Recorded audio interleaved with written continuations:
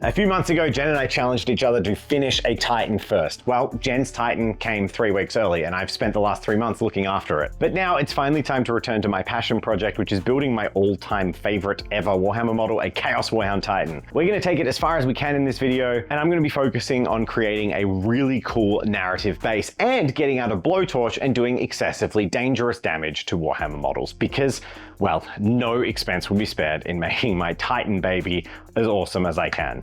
And this video has been made possible thanks to our sponsor, Into the AM, and their awesome tees, graphic shirts, and casual range. Let's do it. So since coming back from paternity leave, I've had to change a lot at Tabletop time. I've been under a lot of pressure to learn how to edit as well as work on videos and work out how to manage all that in a given week. So I've been kind of putting off doing things like my Titan Legion and Alpha Legion because I'm not sure I'll have enough time to work on them and make an adequate video. But I've realized I kind of just need to dive into it and do it, because if I put it off forever, nothing's gonna happen. And people have been asking for those videos to be series, and it seems more important to you that you get repeated installments than that I just put it on the back burner for months at a time. At the end of the previous video, I had sculpted this base.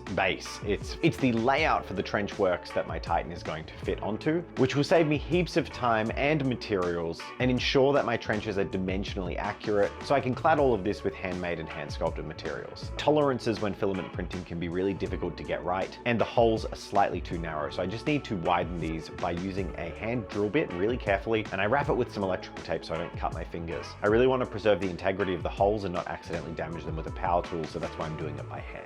Next up, I need to repair the damage that the Titan has accrued while it's been laying around on my desk. It was broken by someone in the studio that wasn't me, who picked it up and had a look at it and put it down a little bit wrong. So I need to fix the toe, replacing a broken piston with one of the spares that come in the pack and gluing it on properly and securely. Also, Games Workshop customer service were nice enough to fully replace the piston that I lost, and they sent that over in the mail, which is a big thumbs up for them. And I have also glued on that final missing piece of the Titan's legs. That old terrible epoxy that had been plaguing me from the previous video is still continuing to torture me, as both the legs broke off of the joints. Now, for those who work at home, this should not be happening with two-part epoxy with this light handling. And I'm very glad I relegated that tube to the bin. After fixing this, I used a Dremel to cut the brass rod that I was pinning the Titan onto the base with into the correct lengths. And then I needed to work out how to get the feet positioned exactly correctly. To do this, I got tiny balls of blue tack and shoved them into the top of all of the holes on the base. I then painted the top of them with some of that Goblin Hobbies Stampin' paint, and then pressed my Titan into place. That heavy, tacky, slow drying nail paint was the perfect choice, as it adhered to the bottom of the Titan's feet, and when removing it, I could work out exactly the layout of all of the holes in the base. I then used drills to drill into these holes and the brass rod to fit everything in place, and with that I could mix up properly a bunch of good epoxy and secure the Titan.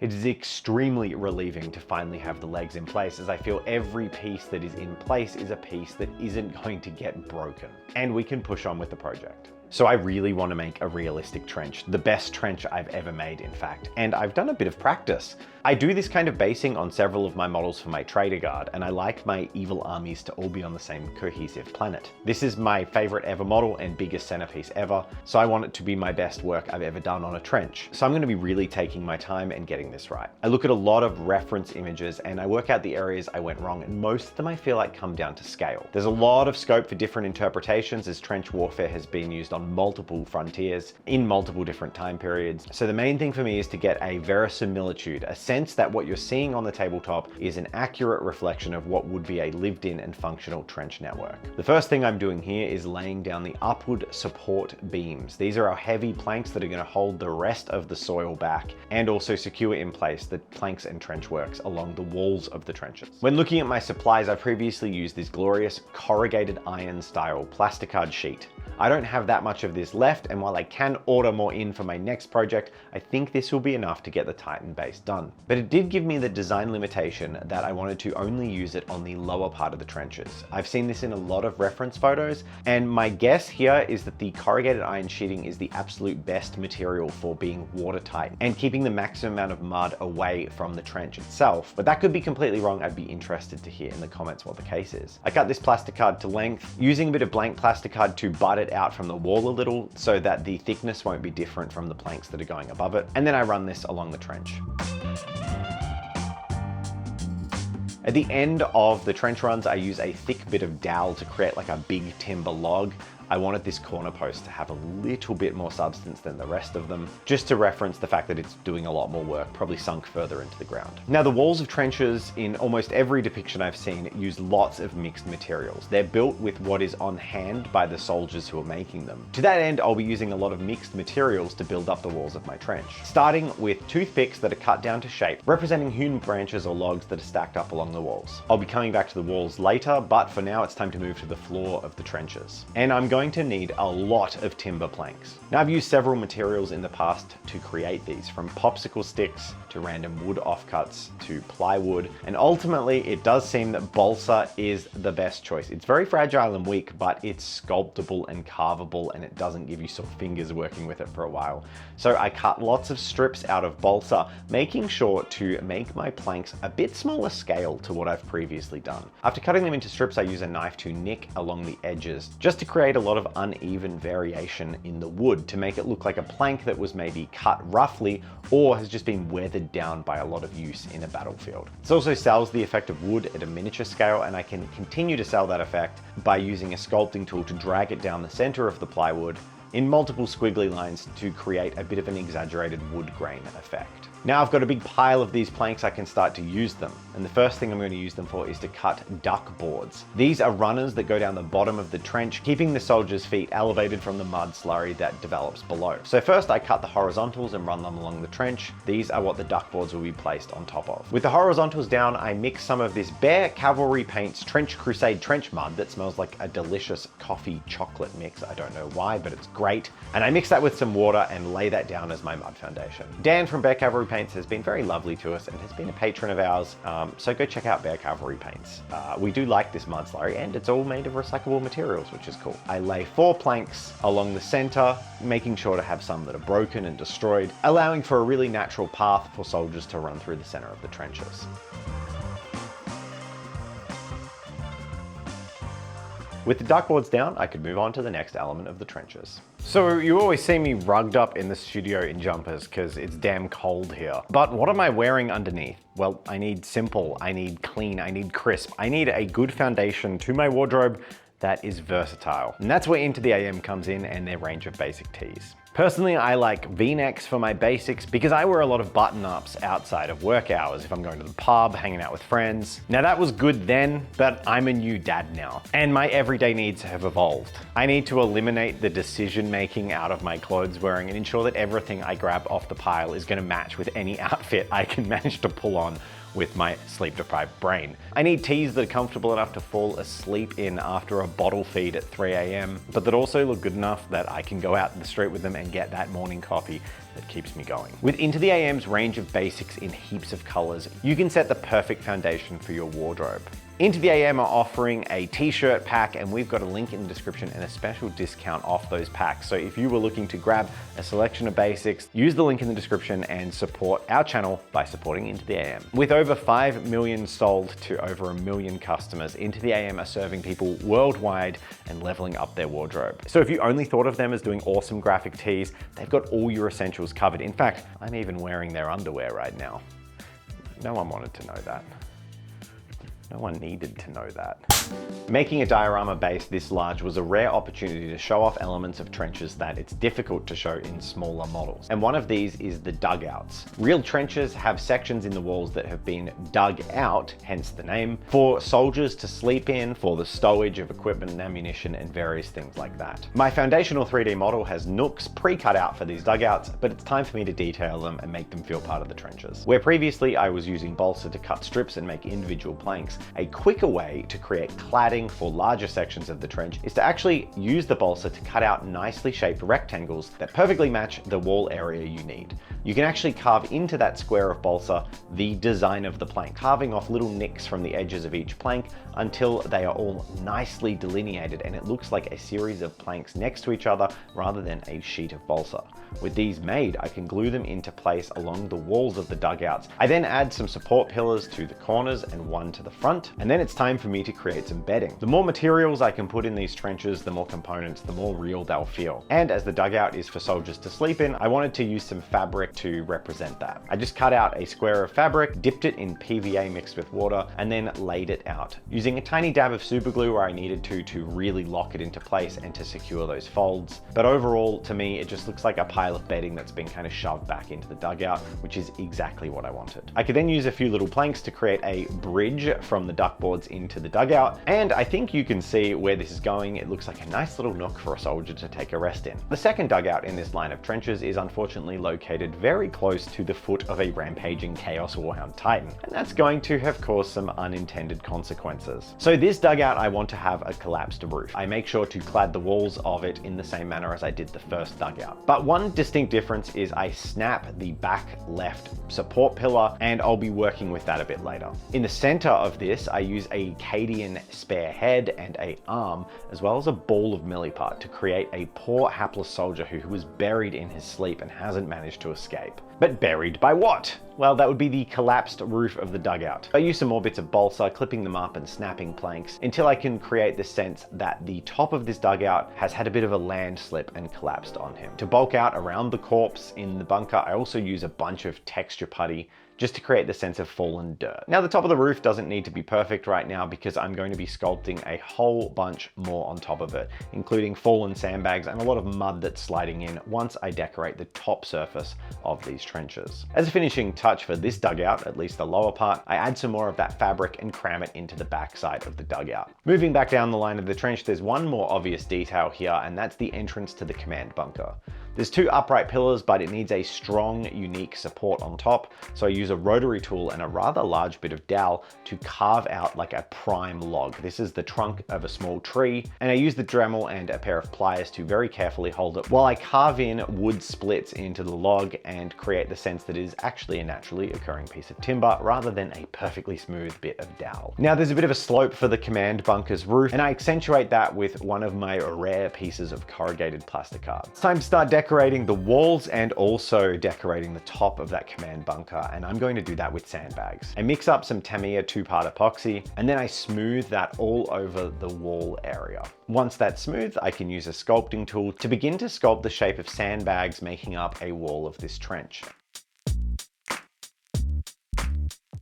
Now, a note on scale here is previously I think I've done my sandbags like way too big, and these sandbags may be a little bit small, but I think they're much more accurate to the correct size. Depending on how much they're filled, we can say these are only half full and quite compacted. I've seen some reference photos and it looks like you can stack maybe 15 sandbags to about the height of a man, which seems to match very nicely to the Deathcore of Krieg model, who is very kindly donating his body to be our size reference. Now, as a sculpted pile in a wall, they can look a bit similar to bricks. However, any illusion of it being brick does fall away quickly when I begin to sculpt the individual sandbags that make up the top surface of the trench. Having a couple of them pushed slightly off kilter and at odd angles really sells the effect that this is a stack of sandbags rather than bricks. To make the individual sandbags, I just create a little ball of putty and then squish it into an oblong shape, and then run my knife around the edge to create a little seam in the fabric. You can then shove, squish, and poke these any way you want. You can also poke holes in them and fill them with a bit of sand or grit, tear them open, spill the sand out. There's so many things you can do sculpting these to sell them as sandbags. And when you do dress and decorate areas like this command bunker, I think it really sells that military vibe. Next up, a lot is glue to set and dry so I can clip all the support beams to the accurate height at the top of the trench works. That first dugout has now dried, so I can go back to that, and I'm going to use some black paint to paint all of this right now. And this is just because I'm going to put a roof on it, and there'll be areas that are inaccessible. And I'd much rather, if you do get a side of a viewing angle you're not meant to see, that you see black shaded paint rather than the bright sandy tones of balsa wood. Once this black paint is in, I can then create a roof for this dugout that will be later reinforced with some sculpted sandbags. But for now, it's going to be another carved balsa wood sheet, but this time with some diagonal support strut planks to make it look a little bit more deliberately manufactured. It actually looks a lot like a very large garden gate in how I've designed it. But I do think these diagonal supports add some nice texture, grit, and a sense of realism again to the diorama. So hand carving a whole bunch of planks to be size accurate, sculpting sandbags, and doing an accurate trench works is extremely time consuming. And I'm absolutely loving doing this. It's so fun to really put in the finicky detail to something that will be hopefully the greatest centerpiece I've ever made and a star of my cabinet forever. It's my favorite model after all. But I've only got the rest of today to film it and then 2 days to edit it to get it out. So hopefully you're watching it now without a hitch. And that means I've got to adjust the scope. So what I'm gonna do is I'm gonna focus down on finishing that front section and doing that Lehman Russ I kind of hinted at the start of the video. Because the back part of the diorama, the back wall of the trench, is just more of the same. That's the world we're living in. I think you've given me the license that you want me to turn this into a series and you want me to do it properly, which means that's what I'm gonna do. And rather than compromising on quality and rushing, I'd just like to do this properly. So I'm gonna focus down, change the scope a little bit, and we're gonna forge on. So it's time to actually build the Lehman Russ that's going to be, well, the main focal area, I guess, of the destruction on the diorama. Certainly the most impressive thing. Now, the Lehman Russ kit I have here is approximately 20 years old. A sprue refit and redesign that happened in 2007 of a 1995 kit. Now, there are a few fairly well updated pieces, but actually, if you look at photos of the original 1995 release, it's mostly quality of life and build. It's not actually design changes or detail changes. So this Lehman Russ kit is actually closer to 31 years old. Now, I love Lehman Russes. I think they're iconic. But for my Trader Guard army, I've decided to go with the new refreshed design of the Solar Auxilia Lehman Russ. I think just the higher fidelity of detail really makes these kits stand out, and I do wish they would do the same for our 40k old tanks like Predators and Lehman Russes. They're iconic designs, maybe just upscale them slightly and give them that crisp detail pass to bring them in line with the rest of our vehicles. This particular Lehman Russ kit, as in this exact kit, is 12 years old. I've had it for that long and it's not going to get used in any other way now, so it's actually really satisfying for me to find a great home for it, and that is on my diorama base for my Titan. The assembly of this kit is super straightforward, and the main choice I needed to make would be the hull and sponson weapons. And after a quick chat with Murray, we decided the best choice for loadout would be a hull-mounted las cannon and sponson heavy bolters. Because this was the iconic loadout for so many years, and to us, well, it is the iconic loadout for a Lehman Russ. And as for the turret options, well, they don't matter. I don't need to build the turret. And you're about to see why. So this is it. I have one chance to aesthetically melt a Lehman Russ for my base without completely wasting it. I have fire, I have Lehman Russ, I have like an oven tray, I have a fire extinguisher, and I have fume protection. Everything I should need, but only one shot. So let's give this a crack. I'll set up the camera so hopefully it looks nice, and wish me luck, because I don't want to have to buy a Lehman Russ.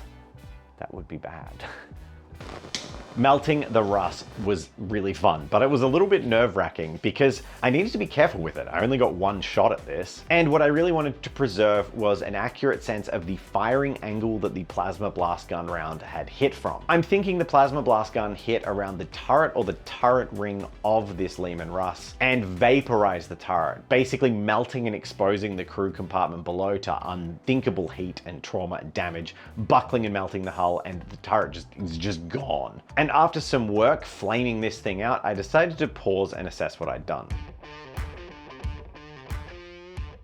It looked good, but moving around the model, I realized that when this was placed on the diorama, your viewing angle, most commonly, is going to be the back of the Russ, and not enough damage was really showing through. So I continued to melt through following that line until I'd really warped and affected the back of the tank as well. And I'm really glad I did, because I think hitting it harder actually looks better and reflects the sheer damage created by a titanic plasma weapon. With this done though, we had exposed a whole bunch in the center, and I had a mad brilliant idea, a real brainwave. I thought, let's use all of the animal, not just the meat, the bones too. And what are the bones of a Lehman Russ? Well, the sprue, of course. So I got my clippers out and carved up an entire sprue from the Lehman Russ. I then collected a few choice bits of mechanical component and detailing from my spare vehicle bits box, and finally a few imperial limbs of tank commanders and artillery soldiers, a couple of arms, as well as the tank commander torso, and some heads. Now with this pile of plastic, I could start peppering into the tank and then melting it in waves. All these bent bits of sprue quickly evaporated into just torn and bent metal. I could then start adding some detail bits, some of those mechanical components, as well as a nice sheet of etched brass that's used for tank hulls as well. By alternating with the blowtorch and melting in layers, I got this really nice effect, and it actually looks pretty good as a ruined inside of a tank. Now the final touches would be adding some of those gnarled Imperial limbs in the wreckage, which I put in and then passed over with the blowtorch so they are burnt almost beyond recognition. But there was one part that I didn't want to do that to. The commander's torso was in place and it was recognizable as a torso, perfectly positioned to be exactly in the viewing angle. So I glued on an untouched Imperial operator head, a radio operator that is screaming into his radio. Well, that's the intent, but for my model, oh, he's just screaming. This poor bastard is the one Imperial who, through mercy or luck, or, well, the opposite, has managed to survive the destruction of his tank, but only for long enough to wiggle his way to the top of the wreckage and scream in agony. Yeah, this guy is dying. He's burnt out. He is not surviving this. But he survived long enough to provide a gruesome and terrifying focal point for the center of this destroyed tank. And really, I mean focal point because when you look at this tank from the angle of destruction, his face is almost looking at you as if to say, put me out of my misery. And I love this. I can't wait to paint it. It reflects the horror of what is going on as a Chaos Warhound Titan breaks the lines of the Imperium. And it's this desperate struggle against insurmountable odds that I love about Warhammer, and why I think diorama building is just so awesome. But in fact, I'm not going to get as far as I originally wanted in this video. I'm having so much fun doing it, and I hope you're enjoying the process too. So with the tank done, I realized to glue this onto the base, I was going to need to do a lot of the building and sculpting first, because as soon as the tank is on, it's going to be really difficult to do the trench works to the same quality in all the areas near the tank. So I repeated all the same steps as previously, working on the section of trench directly in front of that tank emplacement. One area here that I could start to work on, but will be finished later, is how the foot impacts are affecting the trench. I make sure to glue in broken planks as well as uprights, and when I get around to sculpting and placing some sandbags, I do the bottom layer of these first. Putty like this takes about a day to dry between steps, so anything you need to build up like sandbag walls, you actually need to do over several days. And giant projects can take weeks, not in the amount of time spent, but in the waiting time between each bit of epoxy drying. So the foundational layers down here are just showing the sandbags a little bit kicked out and burst, but I cannot wait to have the wall tumbling in and exploding from where that footfall has nipped the edge of the trench as the Warhound has stepped. So now comes the time in the video where usually we would do big impressive reveals, but this project isn't done. So instead, I'm going to take some footage of elements of the project and give brief updates on what I'm going to do next, which I think will be an interesting way to get a closer look at my work and also imagine where it's going. And while I do that, we'll have our lovely patrons rolling down the screen. So thank you so much for your support, patrons. The #1 way to keep Tabletop Time going is to head to the Patreon. There's a bunch of perks. Links are in the description. And we appreciate each and every one of you who've joined. Now, one of the main areas on the board that is going to take a lot longer than I thought in terms of multiple days is sculpting all the sandbags on the top. I don't really want to do them more than 2 high in one go because I'm worried the epoxy will stick to itself, but I want to do some destroyed sandbags falling into the trenches, spilling sand everywhere, that kind of thing. I need to build these up around the front of the tank so I can glue the tank into place. When tanks would be stationary for a little while in a defensive position, often extra armor such as sandbags were packed up around the front of them. Now, there's a lot of craters on this battlefield, and I do want to add some destroyed bits of metal, barbed wire particularly, and strewn body parts into these craters. And a major point here is the amount of damage that the Titan's footfalls have caused to the trenches. So I'm going to need lots of broken sandbags, wood, and also spilling dirt that's sinking down into those trenches. Okay, editor Dave's note. Do you want me to do the next video where I finish the basing? That means doing all the top surfaces, the rest of the trench, putting the corpses in and things like that. Or are we sick of basing and am I skipping that, doing it at home and just starting on the painting in the next video? Let me know in the comments and it will definitely steer the direction of the series. Cheers. So that's the video. I hope you're as happy as I am that the project is back. The Warhound Titan project is the one I'm going to be sinking my teeth in, and I'm going to try, fingers crossed, to do an installment about every month. We do have other obligations, sponsor videos, and also balancing the time commitment of these videos with other videos. and what Murray's working on means we will always have a bit of a rotation, but I will be coming back to this very soon. Having a baby at home has been absolutely wonderful. It's the best thing I've ever done in my life, but it has meant that I've had like no free time for hobby. So to come into the studio and be able to pick up a project that feels extremely personal to me and is something I can lavish my love and attention on has been amazing. It's really reinvigorated my love of making dioramas and building things in general. So I'm fingers crossed that you all enjoy this and would like to see more of this, even if sometimes we fall short of where we'd hope to get. I thought insanely that I would be able to just finish the entire base in like 3 days. Yeah, no, it's taking way longer than that. If you're looking for some awesome basic tees from Into the AM, go to the links in the description.